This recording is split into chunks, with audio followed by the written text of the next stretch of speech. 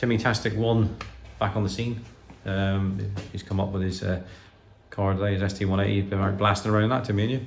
Yeah. Just giving some mileage on it, just giving some putting some mileage on it, getting a feel for rinsing through the methanol, yeah? Yeah, rinsing through the meth and enjoying it and just getting a feel for the new power which is on the car. But good thing that you've mentioned meth, because that's the whole point of this video. It is the whole point of this video, and it's just because you can't really prove anything or show people differences between a car running meth and a car running not running meth until, well, you can, I suppose. You take the inlet manifold off and all that sort of stuff. But we've got two motors. So we've got Richard's lot, which is behind you there, Timmy. So this is Richard Bailey's Mark III Focus RS. This runs M400. It's got a few bits and pieces on it.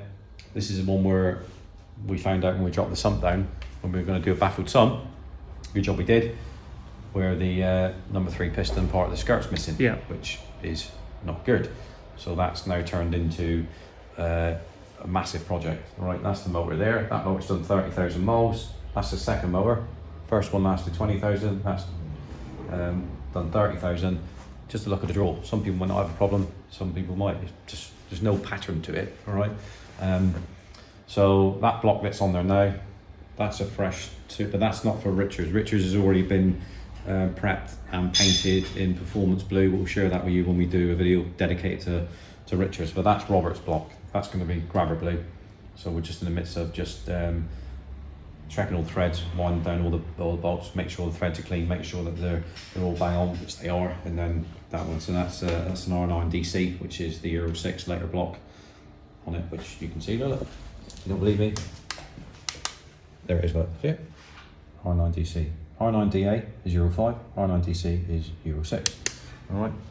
So back to the whole point of this video with methanol. So let's start on Richards. Right. So we're looking at the inlet valves. All right. So what you want to do, Timmy, as much as best you can. So if we get the light on there, you tell me when you can see it or not. And this is the non-meth engine, and you can see, look at the carbon build up on that valve stem, and they'll just get worse and worse. Okay, and they're all like that. Whereas like Robert's is squeaky clean. So just proves the point, doesn't it? About, you know, the I don't know, the people that say that meth don't work. Well, I just proved it does. I didn't need to, but I just thought, well, the engines are out. They're both the same engines, and why not do that on it? They're all pretty much the same, viewers, right? I mean, you can't, it's difficult to see, but they're all pretty much the same. The one that we showed you, it's difficult to get the torch in there and get the right angle of the light to show you on camera. If we now whiz across to Roberts, and so Roberts is a previous customer, so he's back for 2 litre block conversion.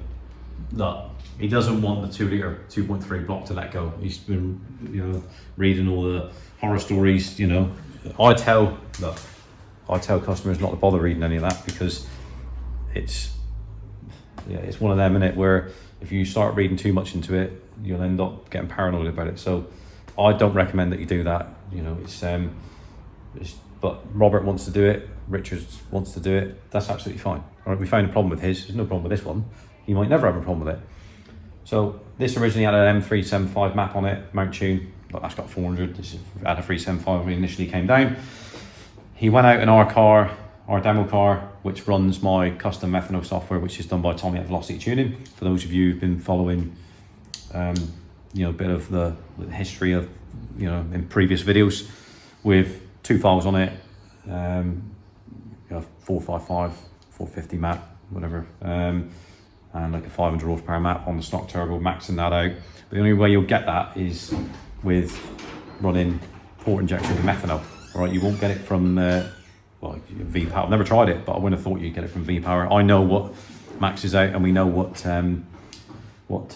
Tommy's told us with, you know, you can come past, Timmy, don't worry about it, mate. It's as long as you don't mind being on camera, yeah? Yeah? You work on your little noddy car, yeah?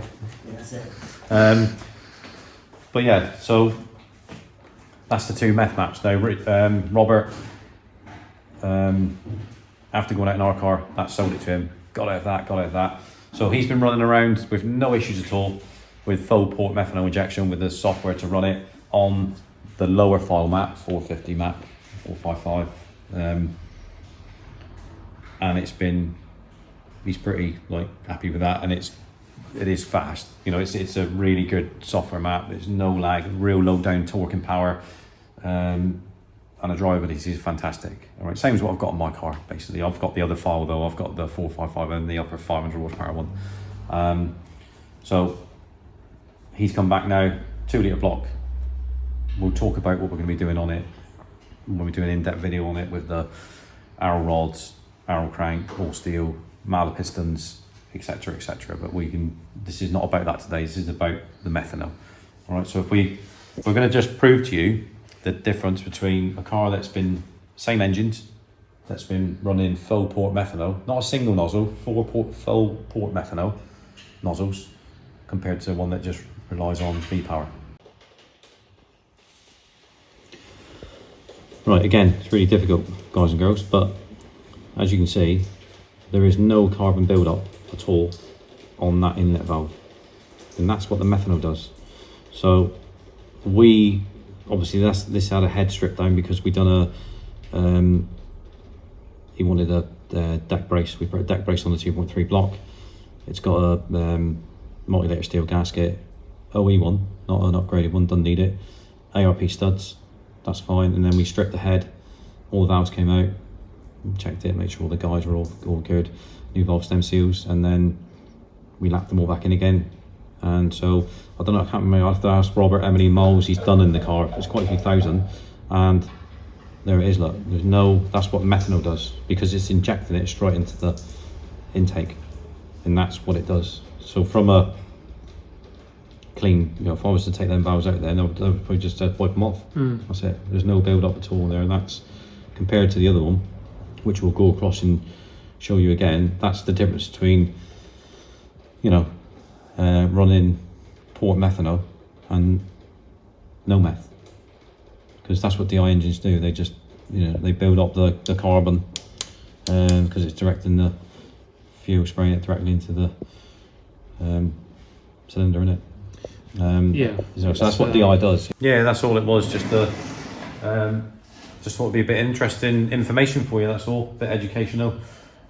But we'll talk more about on separate videos. We'll do because we're doing a separate video for Roberts, a separate video for Richards, because they're similar builds, because they're both having the arrow cranks, they're both having the 2 litre block, they're both having the arrow rod Mala pistons, same head gasket. Robert's head has already been stripped, as you can see on the screen. I don't need to mess around with that. I've already done that once. I'll check it, obviously. This one does need to be stripped, so I'll be stripping this head down to nothing. I'll go out to our technical partner Pete Willis, who will then check it out, and then he'll surface it. I'll build it back up again, new valve stem seals, and all the valves will be clean, so they won't look like that, because they'll be all super clean, won't they? Because I would have buffed them all off. Similar sort of build in that respect. So the engines will look there with the same clutches as well, the same baffled sump. That's all the same. So they will be sort of like identical, to be fair. But yeah, that runs. Not sure about Richard yet. He's keeping both of them run the stock turbos. Roberts is obviously running the our custom software for the methanol. Richard's not. He's got the mount tube. I am talking to him. Maybe, I don't know. Maybe he'll switch to the same software that Robert's got and switch to methanol when I explain to him what it does on the valves. And the amount of power that you get, and the difference is quite unreal, really. And it's safer, cooler intake charge, as I said before, cleaning, as you've seen, and octane. Yeah, that's what it's all about. Well. Tommy's created fantastic maps. I mean, he's only messaged me this week might have been that he's messaged me asking how it's going, how's the car's going, and all this sort of stuff. So always keep in contact with Tommy. Yours? Yeah, same, innit? Yeah, it's really interesting for me, guys, to see the difference of the two engines. Obviously, running water meth on my ST180 just shows you the benefits, not just the performance, but also the benefits of the engine. Yeah, of course. And the components of what the meth does. If you can use it in different ways. If you want to just put a single nozzle meth system on for cooling, that's fine. It'll give you the cooling and it'll do the cleansing internals on the engine. That's fine. You won't really pick up any like horsepower gains. You need to dial it in for that.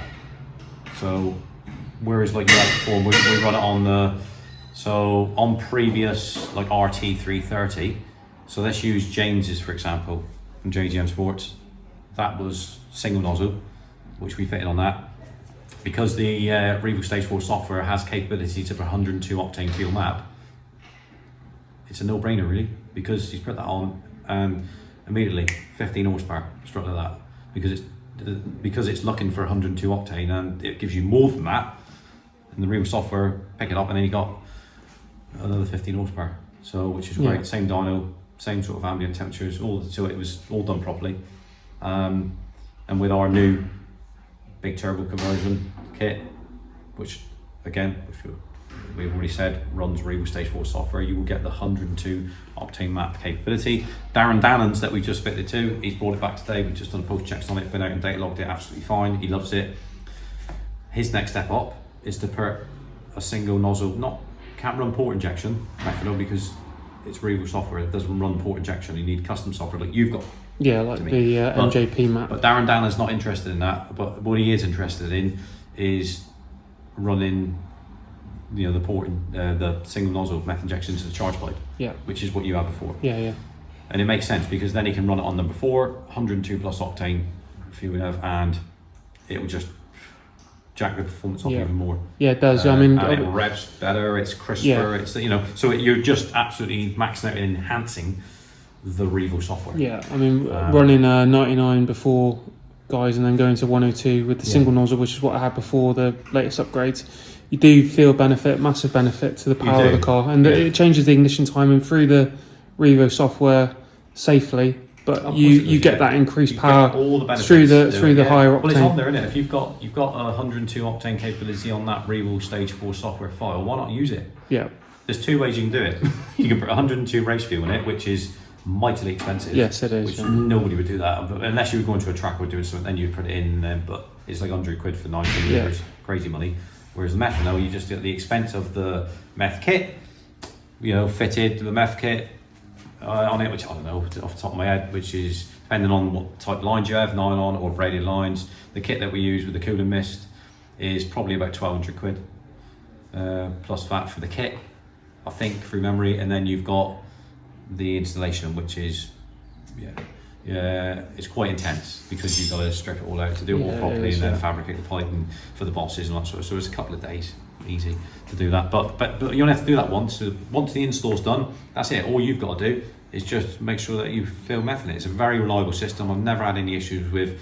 The only issues I have had is if a customer uses tap water, which you never use tap water. Never use tap water. It's nothing to do with the equipment, it's to do with the person putting the wrong fluid in the tank. You must use deionized water distilled. You cannot use, it has to be pure, because you will have a blocked nozzle. Because if tap water is no good, it's got too many additives and all that sort of stuff in it.